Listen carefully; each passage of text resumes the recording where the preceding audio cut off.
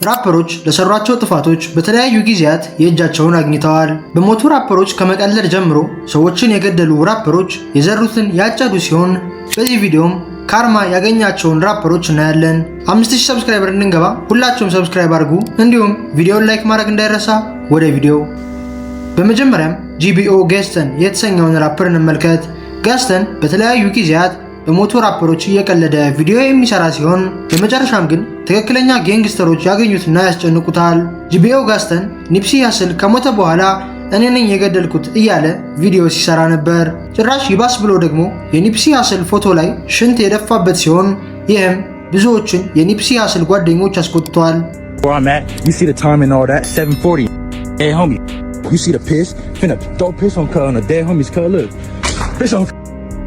ያልበቃው ያለው ጂቢኦ ጋስተን ወደ ኒፕሲ ሃስል የመቃብር ቦታ በመሄድ የተሳደበ ሲሆን ምራቁንም ተፍቶበት ሄዷል።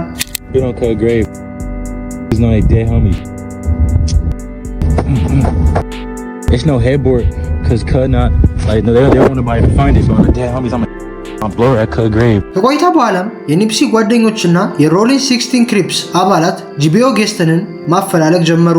አንድ ቀንም አንድ የኒፕሲ ሃስል ጓደኛ ጋስተንን መንገድ ላይ አግኝቶት ያባረረው ሲሆን ጋስተንም በአካባቢው ወደሚገኝ ፖሊስ ጣቢያ ገብቶ ተደብቋል። በሌላ ጊዜ ደግሞ አንድ የጋንግ አባል ብቻውን ያገኘውና ኒፕሲ ሃስል ላይ ላደረሰው ዲስሪስፔክት ይቅርታ ያስጠይቀዋል።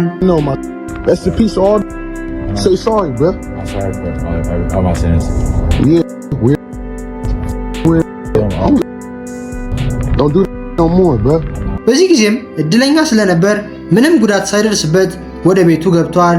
በሌላ ቀን ግን በምሽት መኪና እየነዳ ያለ የጋንግ አባላት ያስቆሙትና ክፉኛ ይደበድቡታል። ጋስተንም ይህ ድብደባ ከደረሰበት በኋላ ኦንላይን ላይ ጌም መጫወት የጀመረ ሲሆን የኒፕሲን ስምም በክፉ ጠርቶት አያውቅም። አሁን ደግሞ ፍሬሺ ደ ጀነራል የተሰኘውን ራፐር እንመልከት። አንድ ቀን ፍሬሺና ጓደኞቹ ሰፈራቸው አካባቢ እየተዝናኑ ነበር። ከቆይታ በኋላም አንድ ጠላታቸውን ያዩት ሲሆን እያባረሩም ይከተሉታል።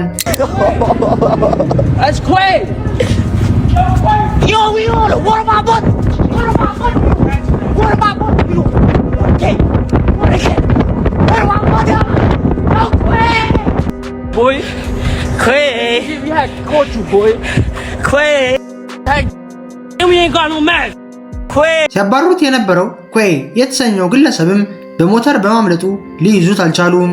ነገር ግን ከቀናት በኋላ ፍሬሽ እና ጓደኞቹ ወደ አንድ ስቶር ሲገቡ ኩዌን ሰራተኛ ሆኖ ያገኙትና ያስጨንቁታል።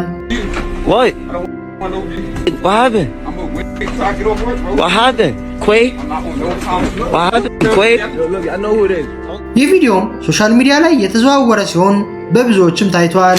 አንድ ቀንም ፍሬሺ ብቻውን እየተንቀሳቀሰ ያለ ጄዲ የተሰኘው ራፐር ያገኘውና ክፉኛ ይቀጠቅጠዋል። በመቀጠል ደግሞ ስለ ኒውዮርኩ ራፐር ልንገራችሁ። ይህ ራፐር የሞቱ ጋንግስተሮች ላይ ሲቀልድ የነበረ ሲሆን በመጨረሻም ግን አደገኛ ሰዎች ይይዙትና ያዋርዱታል።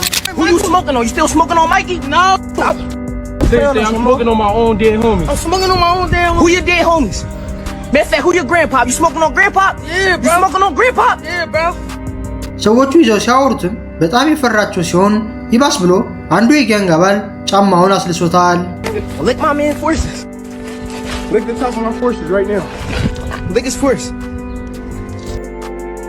አሁን ደግሞ ብለዱን ሊል ጄፍ የተሰኘውን የቺካጎ ራፐር እንመልከት። ሊል ጄፍ ማንንም የማይፈራ ሲሆን የብዙ ሰዎችን ሕይወትም አጥፍቷል። አንድ ቀን እንኳን መኪና ውስጥ እያለ ጠላቶቹ በሌላ መኪና የመጡበት ሲሆን እሱም መኪናቸው ላይ ተኩሶባቸዋል።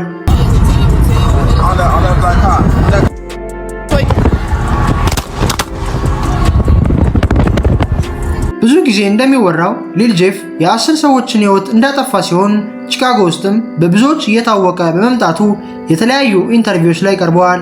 ኢንተርቪው ከቀረበባቸው ፕሮግራሞች መካከል አንዱ ዲጄዩ ቲቪ ሲሆን ኢንተርቪው ላይም ዲጄዩ ሊል ጄፍን ከእንደዚህ አይነት ሕይወት ወጥተህ ሰላማዊ ሰው መሆን አለብህ ያለው ሲሆን ሊል ጄፍ ግን ይህንን ምክር ችላ በማለት አናንቆታል።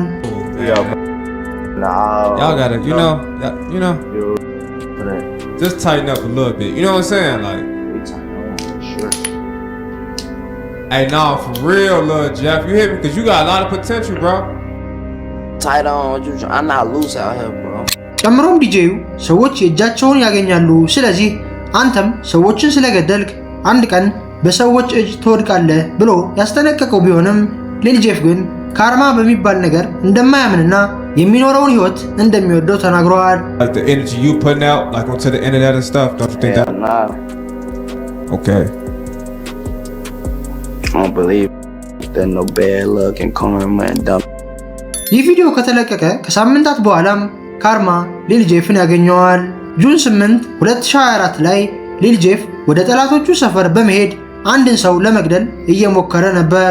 በቪዲዮ ላይም ሊል ጄፍ ሰዎች ላይ እየተኮሰ የሚታይ ሲሆን ከየት መጣ ሳይባል ግን አንድ ሰው ከቤት ይወጣና ሊል ጄፍን ተኩሶ ይገለዋል። ወዲያው ሊል ጄፍ እንደሞተም ጠላቶቹ ላይቭ ገብተው ሲቀልዱበት ነበር።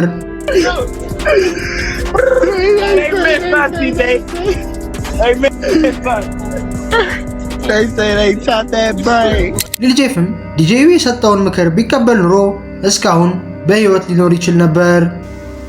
አሁን ደግሞ ወደ 6ix9ine እንመለስ።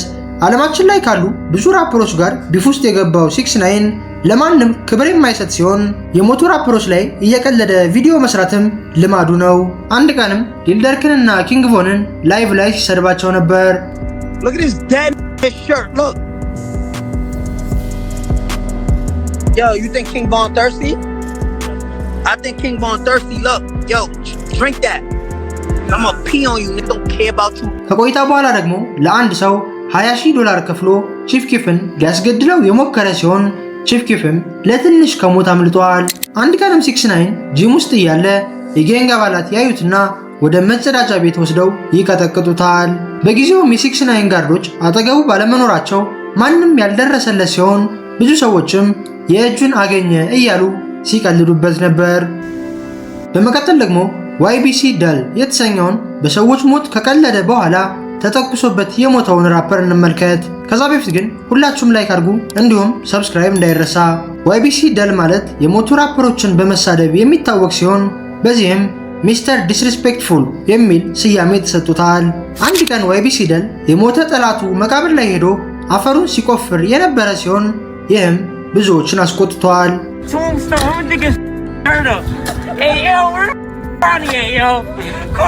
ይህ አልበቃው ብሎ ደግሞ ኖጃምበር ፖድካስት ላይ ቀርቦ እያለ ሁሉንም ጠላቶቹን እየጠራ ሰድቧቸዋል። 56th Street, Belmont, y'all never got back. No, 44 CB Taman, y'all. Look, 38th Street, 39th Street, I ain't even go live. ኦገስት 23 2024 ላይም ጠላቶቹ ያገኙትና 5 ጊዜ ተኩሰው ይገሉታል። New details about the investigation into the murder of a person police say is a well-known gang member. ጓደኞቹም ወደ ሆስፒታል ሊወስዱት ቢሯሯጡም ጊዜው ግን ረፍዶ ነበር። አሁን ደግሞ የጃክሰንቪል ራፐር ስለሆነው ጁሊዮ ፉሊዮ ልንገራችሁ። ፉሊዮ ጠላቶቹን በመሳደብ የሚታወቅ ሲሆን አንድ ኢንተርቪው ላይ ቀርቦ ያለም ጠላቶቹ በመሞታቸው ደስ እንዳለው ተናግሯል። ጭራሽ ይባስ ብሎ ደግሞ ጓደኛው ኮጃክ ጋር በመሆን ቢትቦክስ የተሰኘውን ሙዚቃ ሪሚክስ አድርገው የሰሩት ሲሆን ይህ ሙዚቃም ብዙዎቻችሁ እንደምታውቁት በጣም ዲስሪስፔክትፉል ነበር። ጠላቱ ያንጊኔስ ደግሞ ከጓደኞቹ ጋር በመሆን ሁ አይ ስሞክ የተሰኘ ሙዚቃ የሰሩ ሲሆን በሙዚቃውም ሙሉ የሞቱ የፉሊዮን ጓደኞች ጠቅሰዋል።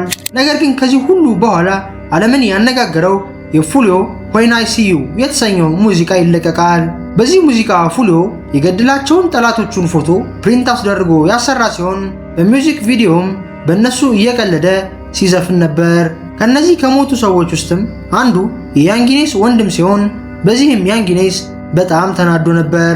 ጁሊዮ ፉሊዮም በተደጋጋሚ ያንጊኔስን የሚሰድበው ሲሆን ጁን 23 2024 ግን የመጨረሻው ቀን ሆናለች። ምክንያቱም ጁሊዮ ፉሊዮ ልደቱን እያከበረ ያለ ጠላቶቹ መጥተው ገለውታል። ለዚህ ሁሉ ነገርም ጥፋተኛው ራሱ ሲሆን ያለበትን አድራሻ ኢንስታግራም ላይቭ ላይ በማሳየቱ ጠላቶቹ በቀላሉ እንዲመጡበት ሆኗል። ጋይስ ዛሬ ቪዲዮአችን ይመስል ነበር። በቀጣይ ቪዲዮ እስከምንገናኝ ሰላም ሁኑ።